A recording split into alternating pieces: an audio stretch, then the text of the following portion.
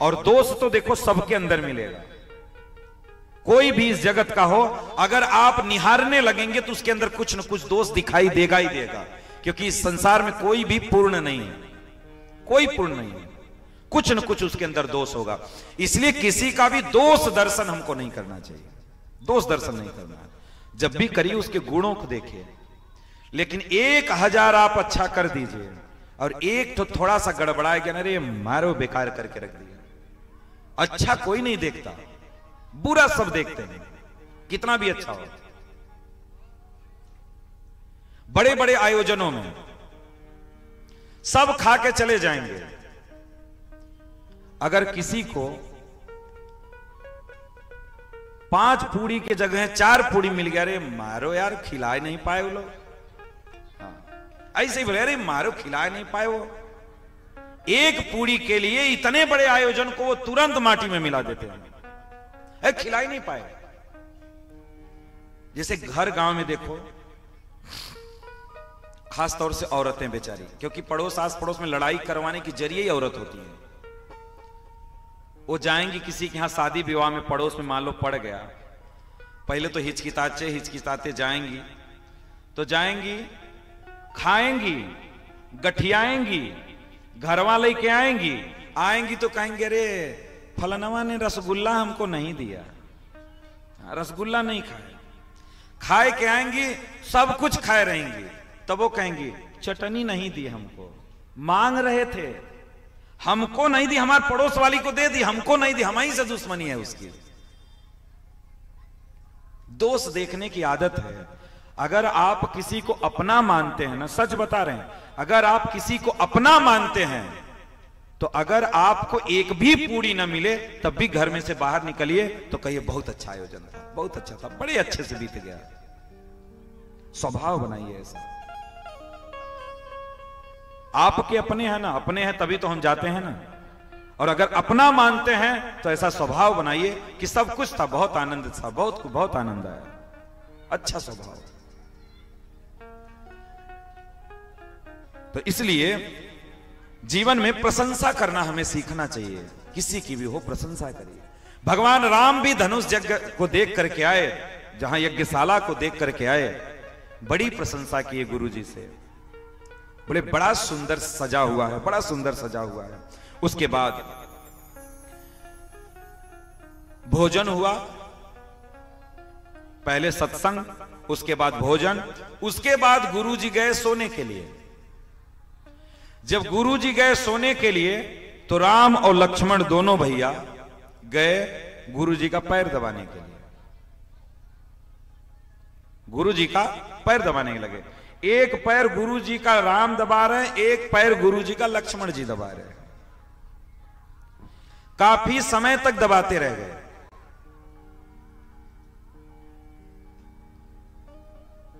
गुरुजी बार बार कह रहे हैं कि राम हो गया, अब जाओ विश्राम करो, लेकिन फिर भी राम नहीं मान रहे हैं, फिर भी किए जा रहे हैं। एक बार हुआ, 2 बार हुआ, 4 बार हुआ, बार बार कह रहे हैं, फिर भी राम नहीं छोड़ रहे हैं, थोड़ा सा और दबाए, थोड़ा सा और दबाए। तो कहने का मतलब यह है कि सेवा भी उसी से करवाइए जिसके अंदर सेवा करने का भाव है, सेवा करने का भाव। अगर उसके अंदर सेवा करने का भाव नहीं है और कह दिए कि हमार तुम पैर दबाई दो, तो ऐसा पकड़ के रगड़ेगा ना कि दोबारा कहोगे भैया रहने दो, रहने दो, हमारा ऐसा ही ठीक है। इसलिए जो सेवा करने का जिसके अंदर भाव रहे ना, उसी से सेवा करवाना चाहिए।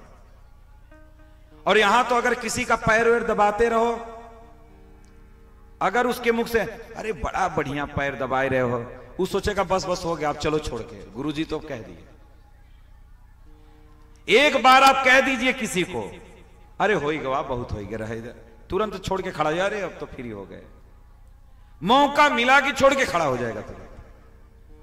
लेकिन बार बार गुरुजी कह रहे हैं। एक बार ऐसे ही हम लोग जब पढ़ रहे थे, एक महाराज जी थे, वो ले किसी किसी का स्वभाव होता है,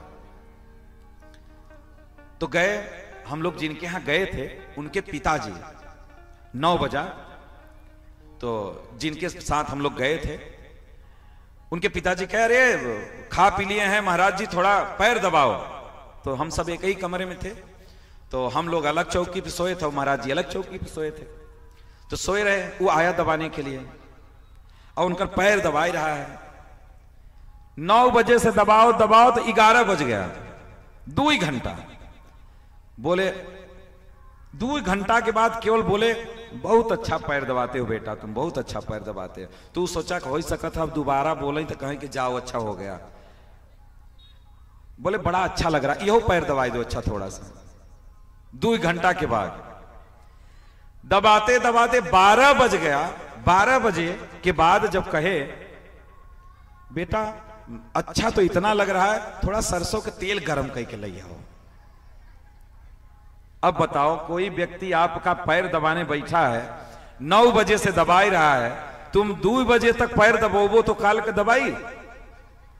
दूसरे दिन बाद 2 बजे के बाद जब उठ के गया तो हम लोग तो थे ही, अब उन महाराज जी से नहीं बोला, हम लोगों से तो बोल ही रहा था। बोला भाई जवन महाराज हैं जान ले कल राती की। दूसरे दिन 9 बजे खाए के सो गया। बोला जागत रहेंगे तो पिताजी कहेंगे फिर पैर दबाओ, और महाराज जी 2 बजे तक हमसे पैर दबवाएंगे। तो सेवा भी हमें उसी से करवाना चाहिए जो सेवा करने का, जिसके अंदर भाव हो। सेवा करने का भाव नहीं हो तो हमें उससे सेवा नहीं करवाना चाहिए। और सेवा भी सोच समझ करके करवाना चाहिए, सबको सेवा भी नहीं करवाना चाहिए। तो गुरु जी का राम लक्ष्मण दोनों भैया पैर दबाए रहे हैं। बार बार गुरु जी कह रहे हैं हो गया, बहुत अच्छा है, बहुत अच्छा है, जाओ अब सो जाओ राम, जाओ सो जाओ राम। गुरु जी थोड़ा सा और, थोड़ा सा और, पैर दबाए चले जा रहे हैं राम लक्ष्मण। उसके बाद बहुत बार कहने के बाद राम उठे, अपने कक्ष में गए विश्राम के लिए। जब राम गए सोने के लिए तो लक्ष्मण पैर दबाने लगे। अब सोचिए कितना समय हो रहा होगा। पहले तो विश्राम के समय राम गुरु जी का पैर दबाए, लक्ष्मण भी थे, ऐसा नहीं कि लक्ष्मण जी सो रहे हैं, लक्ष्मण जी पैर दबा रहे हैं। और अब जब गुरु जी को छोड़ करके राम गए सोने के लिए तो लक्ष्मण जी पैर दबा रहे हैं। पैर दबाते दबाते काफी देर तक लक्ष्मण पैर दबाते रहे। बार बार राम कहे तब लक्ष्मण छोड़े। देखिए एक स्वभाव, एक परंपरा को देखिए। गुरु जी बार बार कह रहे थे लेकिन राम छोड़ नहीं रहे थे। वही स्वभाव लक्ष्मण के भी अंदर है कि बार बार राम कह रहे नहीं, लक्ष्मण छोड़ नहीं रहे। अरे भैया थोड़ा सा दबा रहे। उसके बाद काफी देर के बाद राम जब लक्ष्मण को बोले कि लक्ष्मण अब जाओ विश्राम करो, तब लक्ष्मण कहीं विश्राम करने गए नहीं, वहीं राम के चरणों में ही लेट गए, राम के चरणों में ही लेट गए। अच्छा अब बताओ, गुरु जी सोए, राम सोए, फिर लक्ष्मण सोए। अच्छा बताओ पहले किसको उठना चाहिए? गुरु जी को ना? पहले सोए तो पहले उठो, जो बाद में सोएगा बाद में उठेगा। लेकिन नहीं, सबसे पहले गुरु जी सोए, उसके बाद राम सोए, सबसे अंतिम में लक्ष्मण सोए, लेकिन सबसे पहले लक्ष्मण जी उठ रहे हैं।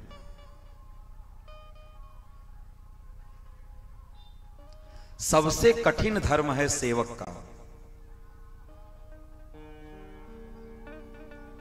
सेवक धर्म सबसे कठोर है, बड़ा कठिन है। किसी की सेवा करना इतना आसान नहीं है, और बिना सेवा के कुछ मिलता नहीं है। भौतिक जगत की वस्तुएं तो आपको बिना सेवा के मिल जाएंगी, लेकिन आध्यात्मिक जगत की वस्तुएं बिना सेवा के नहीं मिलती हैं। आपको सेवा करना ही करना पड़ेगा, बिना सेवा के नहीं प्राप्त होगा। इसलिए सबसे पहले लक्ष्मण जी उठे। उठे लखन निसि विगत सुनी, अरुण सिखा धुनि कान, गुरु ते पहले ही जगतपति, जागे राम सुजान। सबसे पहले लक्ष्मण जागे। लक्ष्मण जी भैया राम की व्यवस्था किए, कब भैया उठेंगे तो उनको क्या क्या चाहिए। उसके बाद राम उठ करके गुरु जी को सुबह उठेंगे, पानी चाहिए, दातुन चाहिए, कपड़ा उनका समेट करके जहां नहाते हैं वहां रख दें। गुरु जी उठेंगे, पानी पिएंगे, दातुन करेंगे, स्नान करेंगे, पूजा में बैठेंगे। पहले उठ करके, उठने के बाद उनको क्या क्या चाहिए ये पता होना चाहिए सेवक को। इसलिए सेवक धर्म बहुत कठिन है, यही सब करके तो भगवान राम दिखा रहे हैं, यही सब करके कि सेवा करना कितना कठिन है।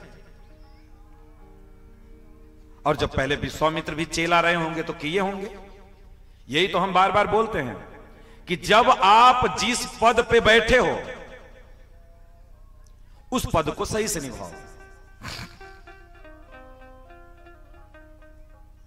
देखो, नियमतः फिर उस दिन वाली बात हम बोले, यहां पे फिर वही आ रही है बात कि जब विश्वामित्र जब चेला थे, विश्वामित्र भी ऐसे ही सबसे अंत में सोते, पहले जगते, सेवा करते करते, भजन करके, तप करके आज ऐसा सौभाग्य मिला कि स्वयं राम के गुरु बन गए। बने ना, आज आराम से सेवा कर रहे ना। जब तक जीवित रहेगा व्यक्ति तब तक वो मालिक बनकर के आराम से सोएगा, नौकर नहीं बनेगा ना। मालिक आदमी कब बनता है? मालिक आदमी सबसे अंत में बनता है, और जो अंत में मालिक बनता है वो मरते दम तक मालिक बना रहता है, और जो पहले मालिक बन जाता है ना वो अंत में नौकर बन जाता है। नियम तोड़ने से देखो नुकसान किसका होता है। जैसे आप लोगों को बताएं, विवाह करके आई घर में और सासू को मार के डंडा और उससे चाबी छीन ली, खजाना की चाबी छीन ली, छीन करके तुम मालकिन बन गई। समझना, मालकिन बन गई कब तक? जब तक तुम्हार बहू नहीं आई जाती। तुम्हार बहू आ जाए, तुमको डंडा मार के चाबी छीन ली, तुम क्या बन गई? नौकरानी बन गई ना। जैसे आपने अपनी सास को नौकरानी बना दिया, वो नौकरानी बन के मरी, अब आप नौकरानी पहले बन गई और बाद में मां क्या बनी? नौकरानी बन गई, और पहले आप मालकिन बन गई। तो जब पहले मालकिन बनी तो जल्दी नौकरानी बन जाओगी, और कहीं सास के जीते जी उसको मालिक बना के रखोगी तो लेट में तुम मालिकाना हाथ में आएगा, तो बहू भी तुम्हारी नौकरानी बन करके रहेगी बेचारी, और तुमको मालकिन बना करके बैठाई रहेगी। जल्दी करोगी तो जल्दी पाओगी, जल्दी इधर करोगी तो जल्दी जाएगा। नियम ऐसा ही है, जैसा करोगे वैसा ही मिलेगा। इसीलिए तो आजकल की जितनी सास हैं सब बेचारी नौकर बनी बैठी हैं घर में। कौनों के पास खजाना का चाबी नहीं है, सब बहू पे डिपेंड है बेचारी। बहू खाना दे तो खाना पाए, बहू कुछ दे तो वो पाए, नहीं तो बेचारी बाहर बैठी ऐसे झक मार रही है। तो इसलिए हमको जब तक हमारा समय है, देखिए हर एक चीज का एक समय होता है ना, समय से हम कुछ भी करते हैं तो हमको सुख प्रदान करता है, सुख प्रदान करता है। बाद में करेंगी तो दुख मिलना ही मिलना है। और पहले का दुख, जैसे मान लो हमको, अगर हम अपनी बात करें तो अभी हमको क्या दुख होगा? अभी हाथ पैर सब कुछ अच्छा है, अभी हम बना खा सकते हैं, अभी हम कमा सकते हैं, सब कुछ कर सकते हैं। हमें दिक्कत कब होगी? जब हम एक जगह के हो जाएंगे तब। तो हमें व्यवस्था कब की करनी है? तब की व्यवस्था करनी है कि जब हम एक जगह के हो जाएं, तो हमारा ऐसा चाल चलन हो, ऐसे हमारे कर्म हो कि हम बैठे रहें, भोजन पानी दक्षिणा मिलता रहे। बस अभी की चिंता नहीं करना है। अभी झूठ बोलकर किसी के धोखा देकर के हम उसको लूट लें तो बाद में वो वृंदावन जाएगा तो कहेगा अरे मारो यार, बहुत हरामी था। नहीं जाएगा मिलने ना। अगर अच्छा किए रहेंगे तो अगर हम एक कोने में भी पड़े रहेंगे ना तो कोई जाएगा तो यार यहीं महाराज पड़े हैं, चलो देख ही आते हैं, जाएगा तो 10-20 देकर के ही आएगा। वो आपके कर्म पर निर्धारित करता है। अगर अच्छे कर्म अगर रहे तो बुढ़ाई में दिक्कत नहीं होने की, दिक्कत नहीं होगी। दिक्कत उसी को होता है जो नियम तोड़ता है। अगर नियम का उल्लंघन किए तो संकट में पड़ना ही पड़ना है।